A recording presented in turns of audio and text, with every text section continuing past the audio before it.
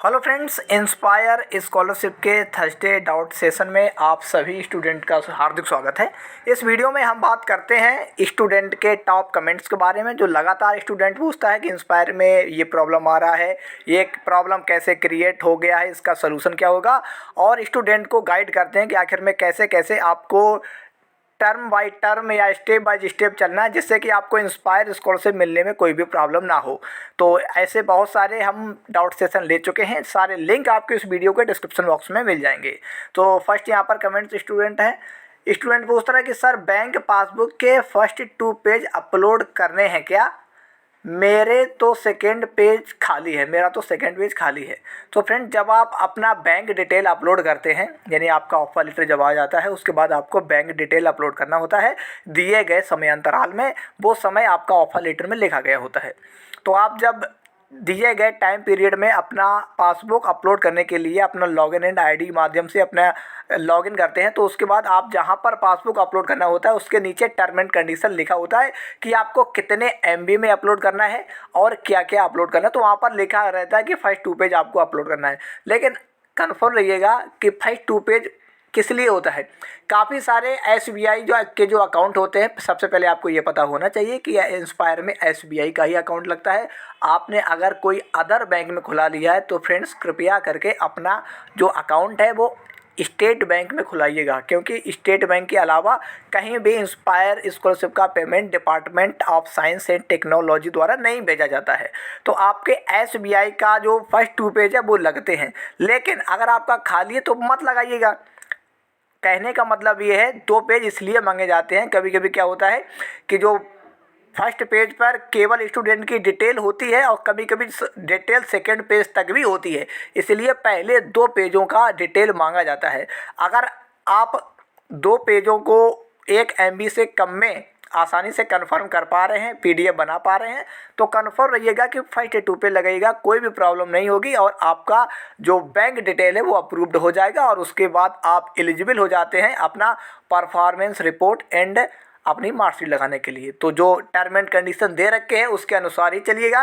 वैसे अधिकतर हम आपको बता दें कि जो पहला पेज होता है जिसमें स्टूडेंट की अगर सारी डिटेल है, मतलब आपके बैंक मैनेजर के साइन सिग्नेचर वो सारा कुछ वगैरह, आपकी फ़ोटो, आपका bank IFSC code, account number, सारा कुछ दिया गया है, तो उतने में भी काम चल जाता है। लेकिन आप टर्म एंड कंडीशन के अकॉर्डिंग चलेंगे तो कोई भी प्रॉब्लम नहीं होगी। समझ जाइएगा कि अगर खाली है तो भी लगा दीजिएगा, क्योंकि वहाँ पर 1 MB बहुत ज़्यादा बड़ा यहाँ पर दे रखे हैं साइज, उसमें आसानी से आपका 200-300 KB में काम हो जाता है। इसके बाद नेक्स्ट क्वेश्चन की बात करें। नेक्स्ट क्वेश्चन में स्टूडेंट पूछ रहा है कि भाई, मेरे कॉलेज नेम नहीं मिला, फॉर्म फिलअप करते हुए मैंने फॉर्म फाइनल कर दिया, मेरा नंबर 440 है, यूपी बोर्ड से, मेरा ऑफर लेटर कब तक आएगा भाई, प्लीज़ रिप्लाई। 8 अक्टूबर 2023 को मैंने फॉर्म सबमिट कर दिया है। तो यहाँ पर अगर आपके 440 नंबर है, अब काफ़ी सारे यहाँ पर स्टूडेंट को कॉलेज नेम में प्रॉब्लम आ रही है। तो फ्रेंड्स, जब आप फॉर्म भरते हैं तो यहाँ पर आपका कॉलेज अधिकतर दिया गया होता है। बाई द चांस आपका 1-2% है कि आपका कॉलेज वहाँ पर इंस्पायर पोर्टल पर ना हो, क्योंकि स्टूडेंट गलत तरीके से कभी कभी फॉर्म भर देता है, या जहाँ कहीं से फॉर्म भरवाता है, खासकर कैफ़े वालों की तरफ से, उन्हें पता ही नहीं होता कि कैसे कैसे कॉलेज सेलेक्ट किया जाए, क्योंकि बहुत सारे कॉलेज आ जाते हैं, हज़ारों की संख्या में कॉलेज जब आ जाते हैं तो वहाँ पर ढूंढने में बहुत तकलीफ़ होती है। इसलिए क्योंकि आपसे कैफ़े वाले 100-200 400 500 रुपये लेते हैं और वो एक फार्म को ये सोचते हैं कि बहुत जल्द हो जाए, 2 घंटे में हो जाए, 1 घंटे में हो जाए, 15 मिनट में हो जाए। आप क्योंकि ऐसे से स्टूडेंट ध्यान दें, ऐसे व्यक्ति से फार्म भरवाएं जो आपका टर्म बाई टर्म सारा कुछ क्लियर करके रखे। मतलब 1-2% केवल चांस रहता है कि आपका कॉलेज इंस्पायर पोर्टल पर ऐड ना हो, तो वहाँ पर सही से सिलेक्ट करिएगा। उस पर हमारा विस्तृत वीडियो आ चुका है कि आपको कैसे कैसे फॉर्म भरना है, कैसे कैसे अपना कॉलेज सिलेक्ट करना है। उस वीडियो को अगर नहीं देखा है तो इस वीडियो को डिस्क्रिप्शन बॉक्स में लिंक प्रोवाइड करा दिया गया है, आसानी से क्लिक करके देख सकते हैं। अदरवाइज अगर 1-2% आपने बिल्कुल पूरी लिस्ट देख ली 1000-2000 कॉलेज की और फिर भी आपका कॉलेज नहीं मिल रहा है, तो अपने कॉलेज के माध्यम से एक ईमेल लगा दीजिएगा। अपने कॉलेज के माध्यम से डीएसटी को तुरंत 2 से 3 दिनों के अंतर्गत आपका कॉलेज ऐड हो जाता है, क्योंकि अगर आप यहाँ पर विदाउट कॉलेज ऐड कर देते हैं अपना फार्म ऑफर लेटर तो आपका आ जाएगा। उसके बाद आप किस कॉलेज से साइन सिग्नेचर कराएंगे, आपका डॉक्यूमेंट वेरिफिकेशन कैसे होगा, तो इस बात का विशेष ध्यान रखें। नेक्स्ट यहाँ और ऑफर लेटर की बात आ गई तो ऑफर लेटर ध्यान दें, ऑफर लेटर लगभग आपका 1 साल बाद आता है। मतलब जब आपका बीएससी पार्ट 1 का आसानी से आप मतलब मई और जून के एंड बीच में आपका ऑफर लेटर डीएसटी द्वारा प्रोवाइड हो जाता है और उसके बाद ही आप एलिजिबल होते हैं अपने डॉक्यूमेंट लगाने के लिए।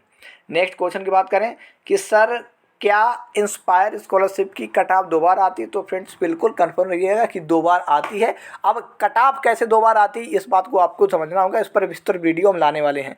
ब्रीफली हम बता देते हैं। सबसे पहले आपका स्टेट कट ऑफ जाता है, जैसे माना कि आप यूपी बोर्ड से बिलोंग करते हैं, यूपी बोर्ड का अलग सबसे पहले कट ऑफ जाता है। कट ऑफ के बारे में वीडियो आ चुका है, लिंक आपको इस वीडियो को डिस्क्रिप्शन बॉक्स में प्रोवाइड करा दिया गया है।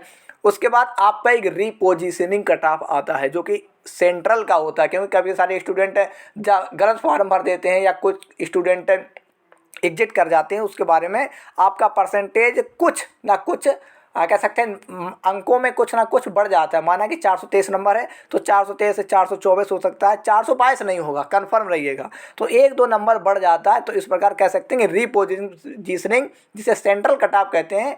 इस प्रकार 2 कट ऑफ आपके आते हैं, लेकिन कन्फर्म रहिएगा कि आपका अगर 2 नंबर से ज़्यादा है तो आपका कन्फर्म हो जाता है यहाँ पर सिलेक्शन। नेक्स्ट क्वेश्चन की बात करें तो नेक्स्ट क्वेश्चन स्टूडेंट पूछ रहा है कि इसी स्कॉलरशिप का एडिटिंग क्या होगा। तो एडिटिंग की बात अगर मतलब कह रहे हैं कि आपने अगर फाइनल सबमिट कर दिया तो आप कुछ एडिट नहीं कर सकते, बशर्ते आपने आप बाद में एडिट कर सकते हैं। कैसे एडिट कर सकते हैं, जैसे आपने परफॉर्मेंस रिपोर्ट गलत लगा दिया या अपनी मार्कशीट आपने गलत लगा दी, तो जब सारे स्टूडेंट का ऑफर लेटर आ जाता है उसके बाद में आपका ऑफर लेटर नहीं आ जाता है और आपका अवेयंस कंडीशनली एक्सेप्टेड लिस्ट में नाम होता है, जहां पर आपको लगभग 6 महीने प्रदान किए जाते हैं अपना सारा कुछ डॉक्यूमेंट को वेरीफाई करने के लिए।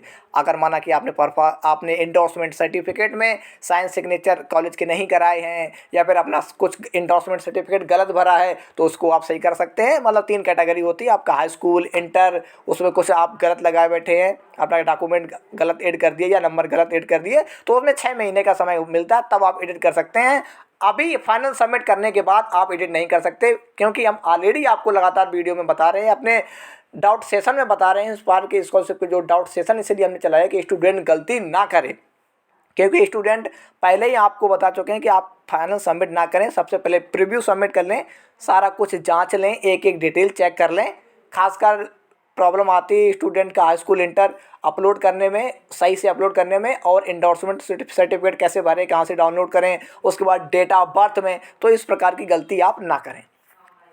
नेक्स्ट क्वेश्चन की स्टूडेंट की बात करें तो नेक्स्ट क्वेश्चन स्टूडेंट पूछ रहा है कि मैंने 5 प्रोजेक्ट अपलोड किए थे, सभी पेमेंट आ गए हैं, पर अब 4th वाले को डिसअप्रूव्ड बता रहा है। तो इसमें कोई घबराने की बात नहीं है। अगर आपने 5 प्रोजेक्ट सारा कुछ आप बना लिए हैं, आपके सारे प्रोजेक्ट सारा कुछ अप्रूव्ड हो चुका है, उसका पैसा भी अगर आप आ चुका है, तो आपको कोई घबराने की बात नहीं है कि अब आपका डिसअप्रूव्ड बता रहा है। ऐसा नहीं होगा कि आपका जो पेमेंट आ चुका है वो आपका वापस चला जाए, क्योंकि यह टेक्निकल एरर हो सकती है, कोई डिपार्टमेंट फॉल्ट हो सकता है। लेकिन अगर आपका पेमेंट आ चुका है तो घबराने की कोई भी बात नहीं, ऐसा कुछ कभी कभी हो जाता है। नेक्स्ट क्वेश्चन की बात करें कि भाई मेरे कॉलेज बदल गया है और मैंने पहले वाले कॉलेज से फॉर्म भर दिया है, क्या मुझे न्यू कॉलेज से फॉर्म भरना है तो कैसे होगा। तो अगर आपने फाइनल सबमिट कर दिया है फॉर्म तो आप नहीं बदल सकते। अगर नहीं किया है तो आप चेंज कर सकते हैं बिल्कुल, क्योंकि आपका रिजल्ट आने के बाद अगर आपकी ओरिजिनल मार्कशीट आती है तो आपको कोई प्रॉब्लम नहीं। अदरवाइज ओरिजिनल मार्कशीट नहीं आती तो आपको सारा डॉक्यूमेंट वेरिफिकेशन उसी कॉलेज से कराना पड़ेगा जहाँ पर इस समय आप पढ़ रहे हैं। नेक्स्ट क्वेश्चन की बात करें कि सर मेरा डीओबी में भरने में सीएससी वाले ने गलती कर दी है। देखिए फाइनली वो हम बात सामने आ गई जो हम अभी आपको बता रहे थे।